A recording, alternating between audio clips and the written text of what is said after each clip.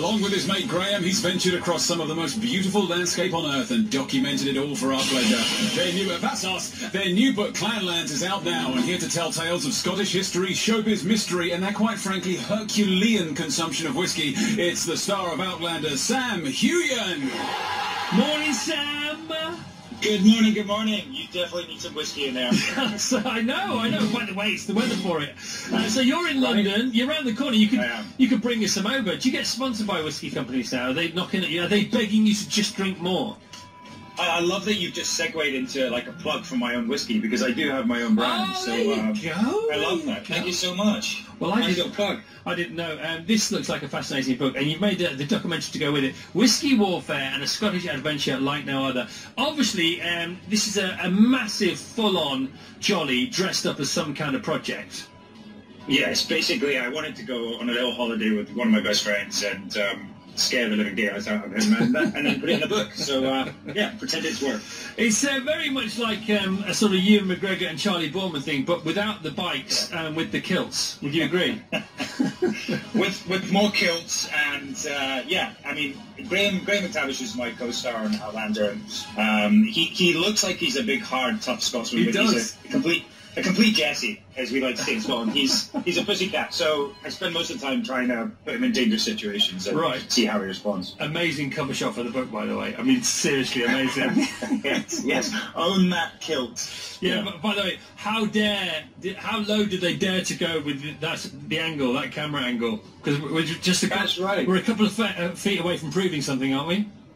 Yeah, I know. I mean, I did ask for mini kilts. I wanted a little, short skirt there, but yeah, we had to stick with the regular length. Well, but yeah, it's pretty daring. How many times have you rocked a kilt?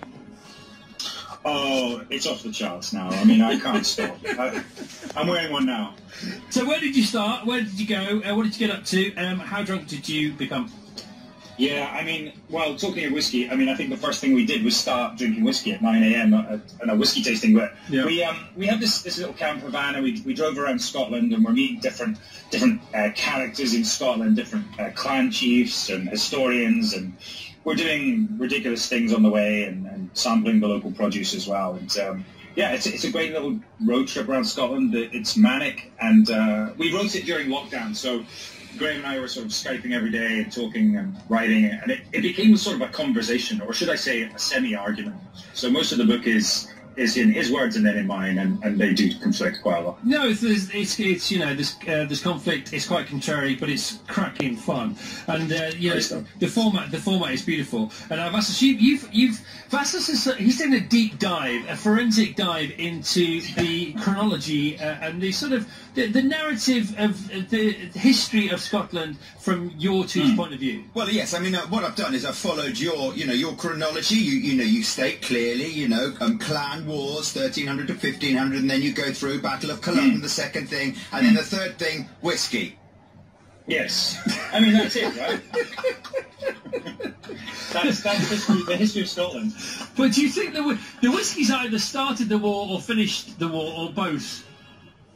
Do you know, it probably did both. And they used to, the Scots, they used to sort of challenge you at these drinking games back in the day, and they would have, like, British officers come up, and the whiskey was so strong it could make you go blind. And they would sit there and keep drinking until someone keeled over. And this was, they were different then. They were tough. They were very hardy men.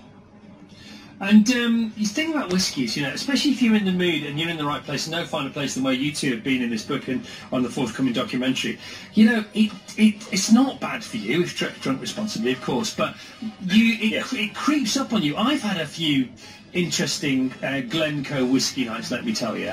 And I would say nights that I will never forget, but I can't remember them to forget them. Yeah, I think there's something about it. The landscape in Scotland is so beautiful, and those mountains, the sea, and you have a little nip of whiskey now and then. And to be honest, it doesn't count. It's very different there, I think. In the landscape. I think if you were drinking whiskey at 9 a.m. in London on your breakfast show, I think probably people would frown at it. But in Scotland, yeah, it's different. Well, let's give it a go and see, shall we? Yeah, why not? Put it in your smoothie. See how you get on. See if you feel any better. Right, where does auditioning for Mamma Mia meet you and Graham, Whiskey and Warfare, north of the border? Sure, let's do it. No, but there's a whole Mamma Mia thing in there, isn't there? Oh, sorry, right, you're talking about, yes. I'm alluding to the tome you've just spent lockdown writing. Oh, no, it was... I wrote this book, did I? Yeah, good question. No, we also go in the book, we talk a lot about anecdotes about our lives as actors, and we talk a lot about our childhood growing up. And yes, I talk about a Mamma Mia audition that I wasn't drunk for. Well, who knows? I wish it had been drunk. I wish it had been drunk for the David Bailey interview yesterday that I was part of. Apparently, I was one half of that. That was interesting. So, what about the documentary? When can we see it? Because it sounds fantastic. Yeah.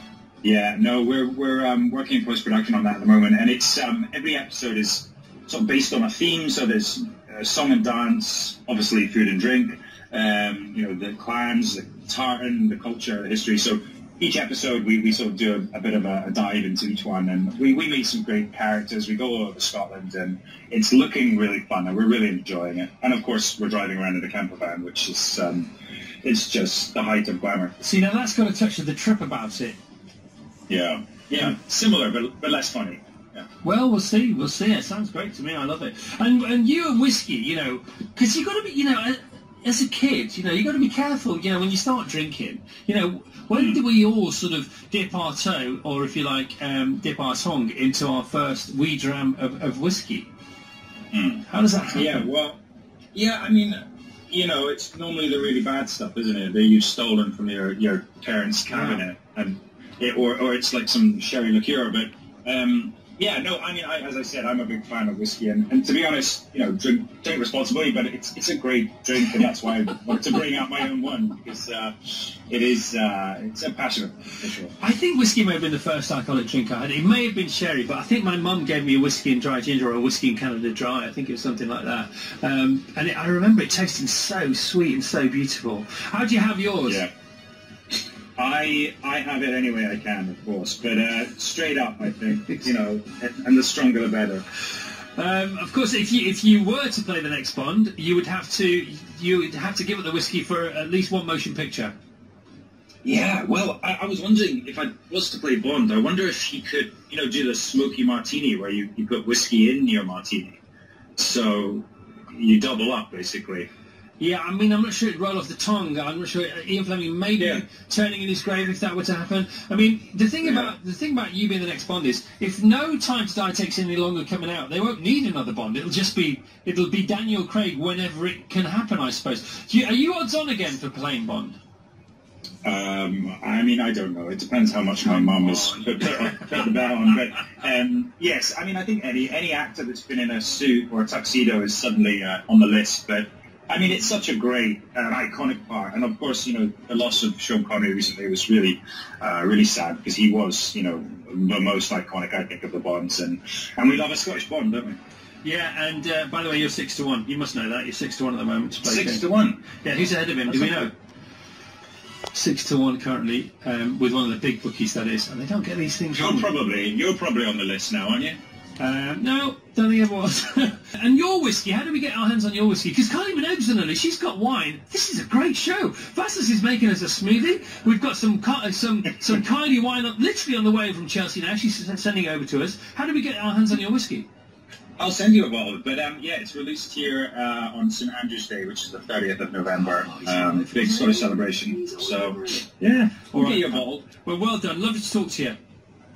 Lovely, mate. Thanks for having me. Well done. That's Sam Heughan. And Graham McTavish talking about, Graham wasn't there, but he's in the book because he went on the trip, and they lived to tell the tale. Clanlands, whiskey warfare, and a Scottish adventure like no other. Right.